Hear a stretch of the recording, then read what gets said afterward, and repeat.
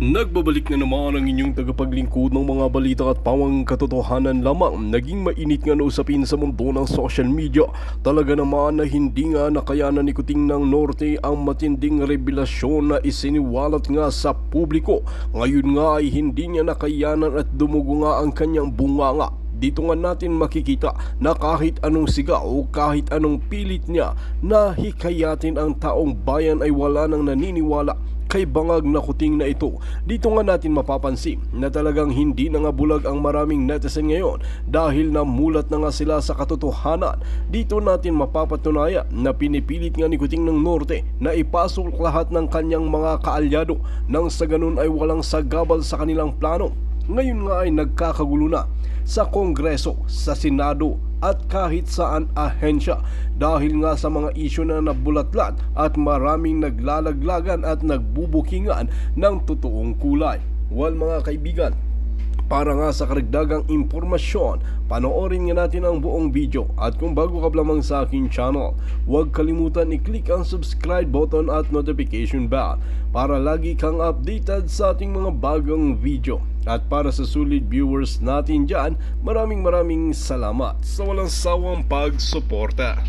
53, 22 naman ho itong si Senator Bato de la Rosa, 58 itong si Senator Philip Salvador. Yeah? Nandyan na ho lahat. Senator Christopher Bongo, number 28. Lambino, number 34. Nandyan na ho, ika nga, paikot-ikot lang ho yan.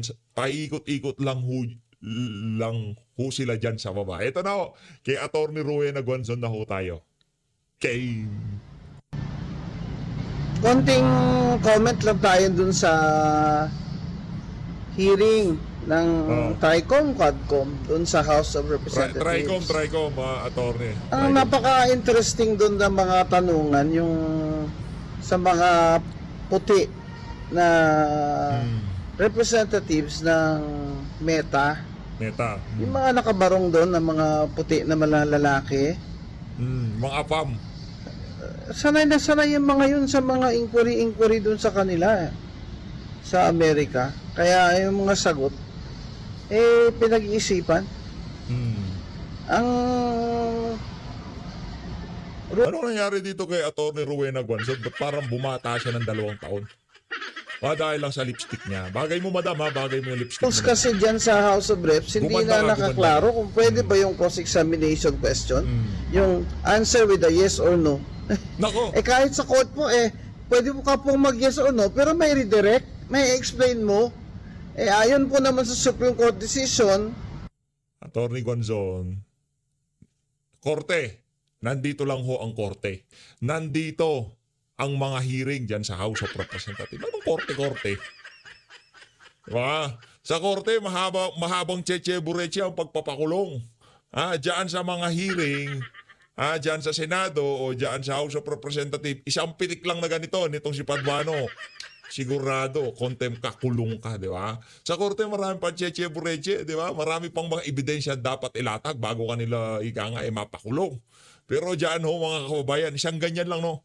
Isang ganyan lang nitong si nitong si Paduano, nag-aalatanos sila pagka natripang kanila. Isang ganyan lang, sigurado kulong ka. Sa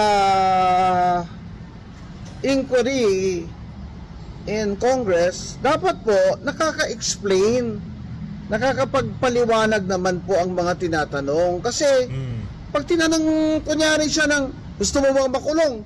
No. Gusto mo bang tawagin kang tanga? No. Ano ba yan? Ano ba yan? Parang I expected more, expected more. At, sige na, kung kapwa natin Pilipino, ganun din tayo magtanong. Dapat ganun din tayo magtanong sa mga puti. Tama naman po. Kaya dapat po talaga, binibigyan ng opportunity to explain, na magpaliwanag ng mga sagot. Hindi naman po yung answer with a yes or no. Sa court lang po yun. Kahit po sa court, meron pong redirect na right na pwede siyang tanungin uli ng abogado niya, bakit mo sinabing no? O bakit mo sinabing yes? Nawindang yung mga afam. Yung kalbo parang tumubo yung buhok niya Kung di tayo nagkakamali, si Akop yung nagtatanong ng yes or no. Kung di tayo nagkakamali, comment nyo sa baba kasi medyo nakakalimutan na po natin kung sino nga ba yung nagtatanong dito sa mga congressman na to ng yes or no doon sa representante ng Meta. Pero meron no sa kanila talagang pinagpipilitan niya. Tanong ko naman, answerable ba yes or no? Bakit hindi ka makasagot ng maayos? Yung yung representante ng Meta talagang solidong solid. Teka lang, ganito kasi explanation dyan. Ganun ho sila hindi nyo naman dito sa Pilipinas, di ba? Yung tanong nyo, merong karampatang sagot na merong karampatang explanation. Gusto nyo lang kaming pasagutin ng yes or no. Para saan? Para maipit kami, ganon? Hindi ho talaga nagpaipit yung mga representante ng Meta, lalo na yung kalbo. Mahusay yung sumagot sa totoo lang. Mahusay ho talaga silang sumagot. Nakikita ko parang tumutubo yung buhok niya sa... Pero hindi ka tawa-tawa. Hindi ka tawa-tawa na ang mga inquiry in aid of legislation po ay tila nalilihis dun sa pag-uusig. No. Kaya dapat rule of law. Dapat po sundin natin yung mga constitutional rights ng tinatawag ng Congress at hindi naman po sila guilty dahil nag-appear sila dyan. Hindi po ba? Hindi po yun ang conclusion. Saka hindi po ang Congress husgado. Yan po ay legislative body. Ang ginagawa po nila yan para baka naman may makontribute kayo sa paggawa ng batas to regulate. Sinasabi nga po, in a long line of jurisprudence dito at sa Amerika, yung freedom of speech and the press po, and freedom of expression.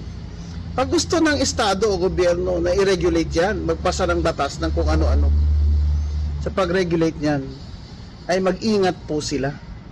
Dahil yan po ay dapat sinusuri din, ginagamit ang strict scrutiny test, di ba? O kaya dito sa Pilipinas, ang clear and present danger rule. Clear and present danger rule.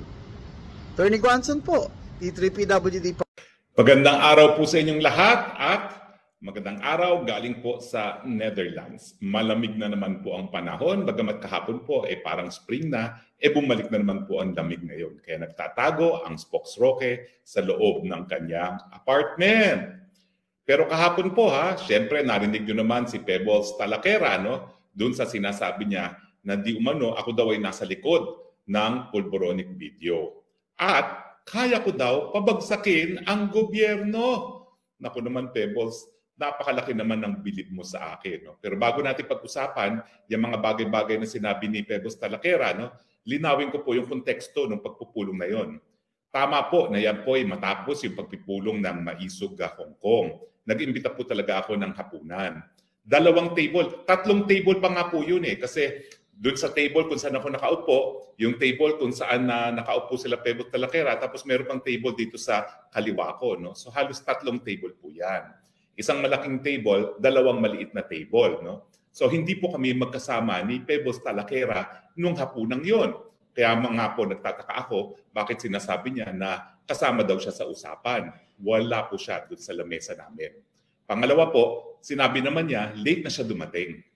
Actually po, hindi ko alam kung nakakain pa sila. Parang tira-tira na lang ata nakain nila kasi halos tapos na kaming kumain. Kasama po niya si Vic Rodriguez, sinamahan niya si Vic Rodriguez na magpirma ng libro ni Vic Rodriguez doon sa venue ng Maisog Hong Kong. Kaya huling-huli na po sila.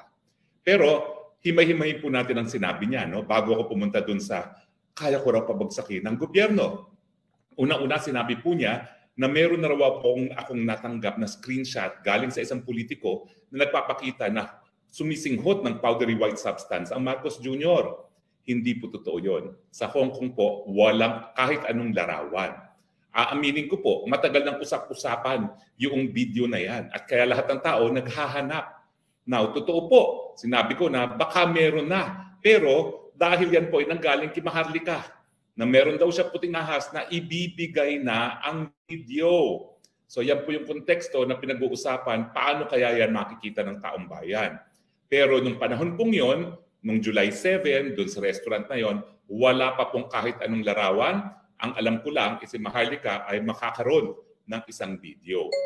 Oo nga pa po, no? Bukod dito sa video na napanood na ng lahat, meron pa pong isang tao na positibong nagsabi sa akin na meron pa siyang nakita mismo sa kanyang dalawang mata, 3 pang video kung saan ang Marcos Jr. di umano ay sumisinghot ng powdery white substance. So abangan natin, meron pang 3 yan.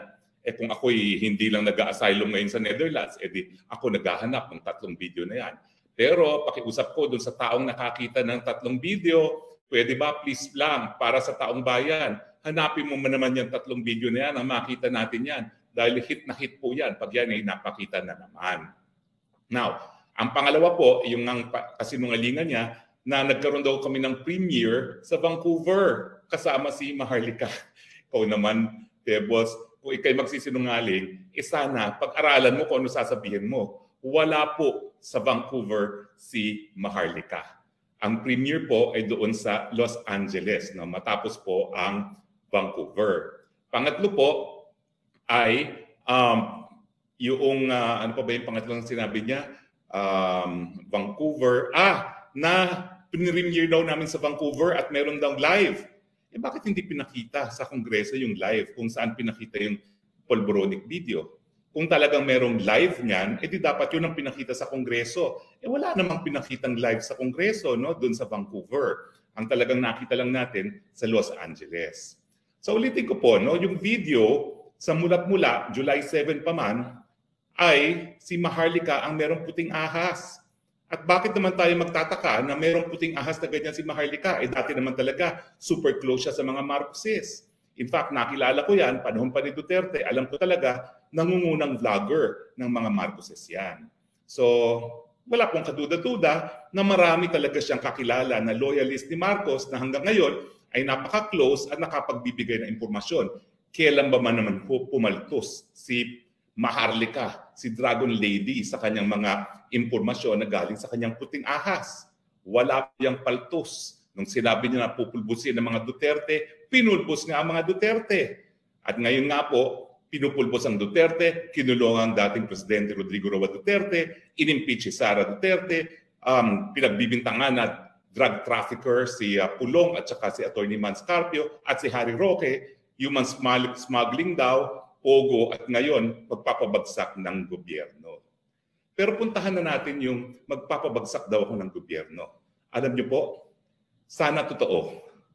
Kasi kung totoo po yan, matagal ko nang pinabagsak itong gobyernong ito at hindi na ako ngayon nasa asylum sa Netherlands. Hindi na po ako ngayon nawalay sa piling ng aking mga mahal sa buhay. Kung totoo yan na kaya kong pabagsakin ang gobyernong Marcos.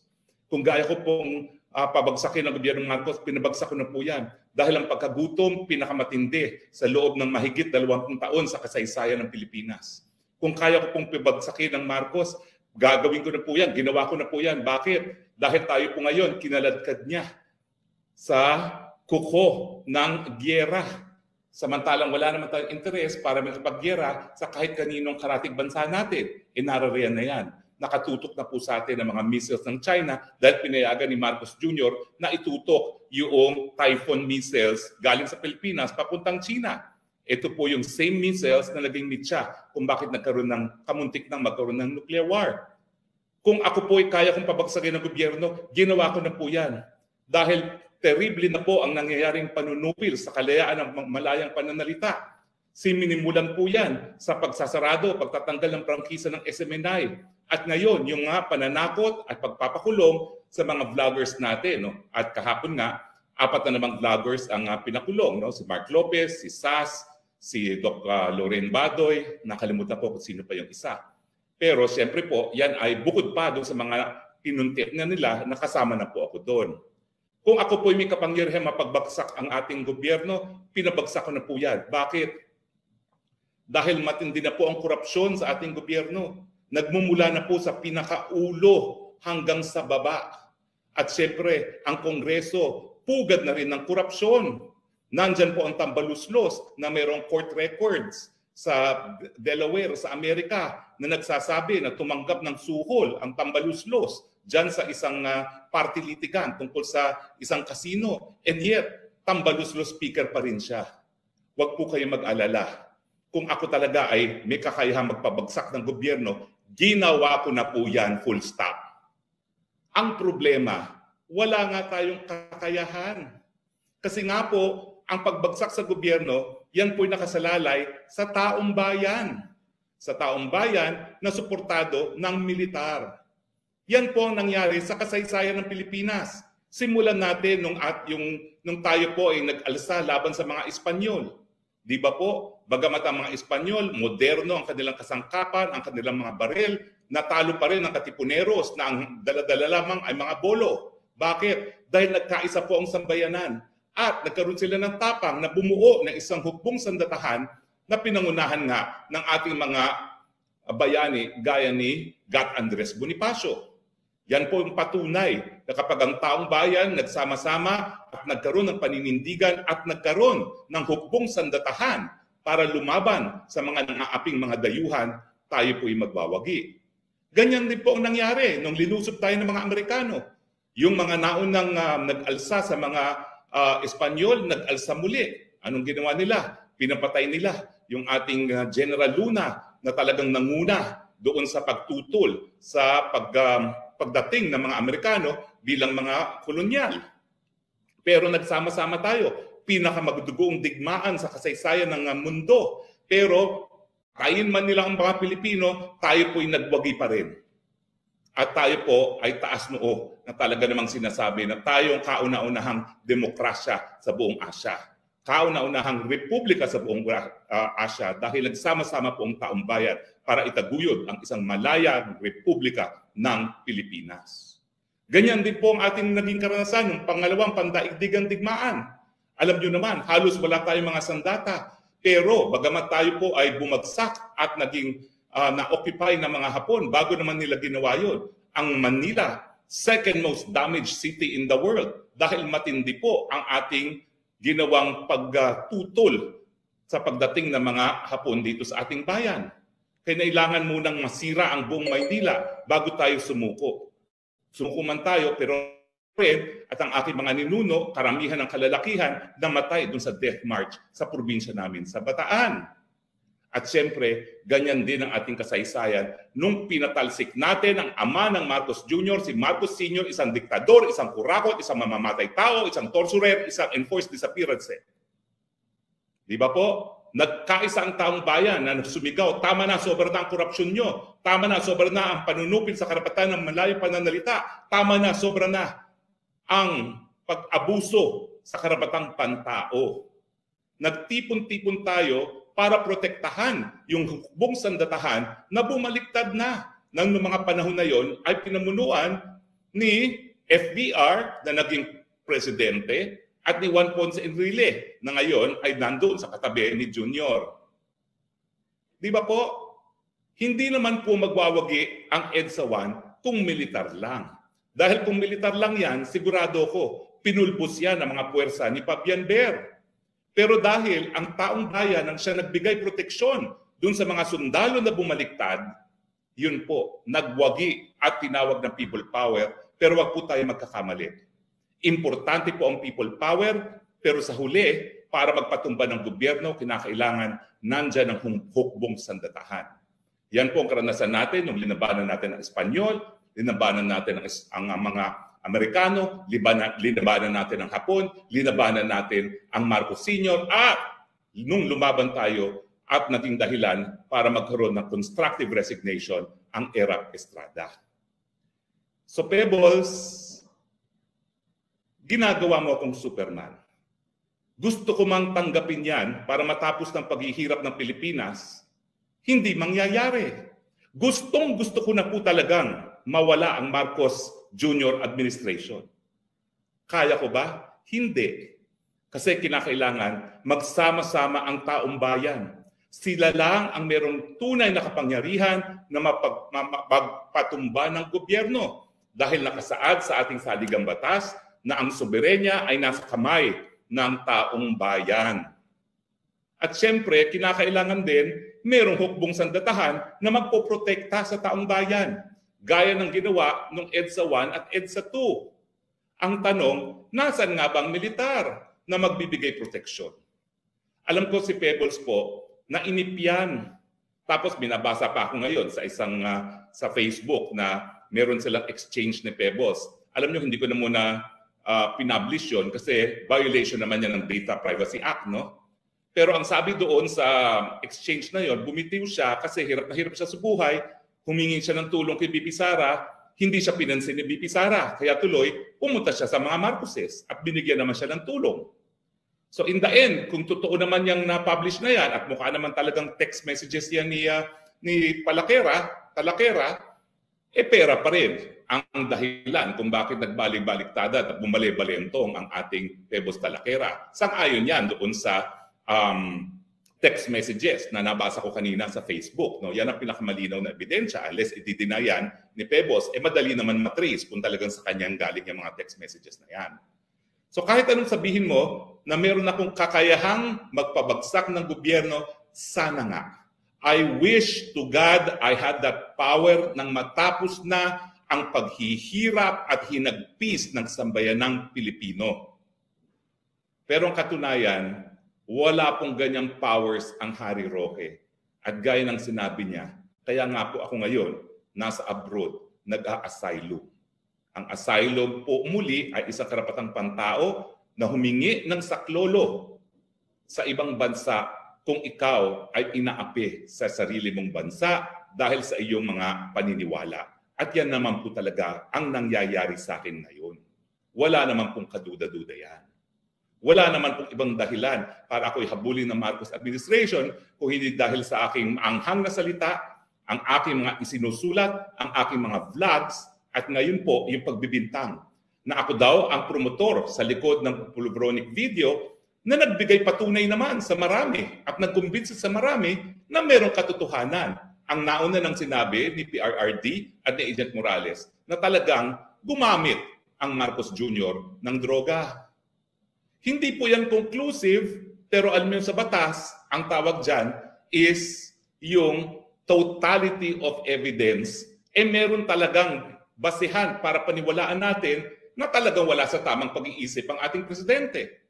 Kaya nga po ang tanging solusyon dyan ay magpa-hair follicle test. Yan pong siyensya ang magbibigay, ang magpapasinungalingan doon sa paratang na gumagamit siya na pinagbabawal na droga na hanggang ngayon hindi niya ginagawa. At ang tanong, bakit ayaw magpa-hair follicle test? Kasi ang hair follicle test po, hindi yan magsisinungaling. Diba po? Pero ang hamon po, para mamatay na itong issue na ito, at thank you Talakera, thank you Tridor Committee, binuhay nyo ang Pulbronic video. Mga Pilipino, kung di nyo pa napapanood, panoorin nyo, kayo maghusga. Totoo ba yan o hindi?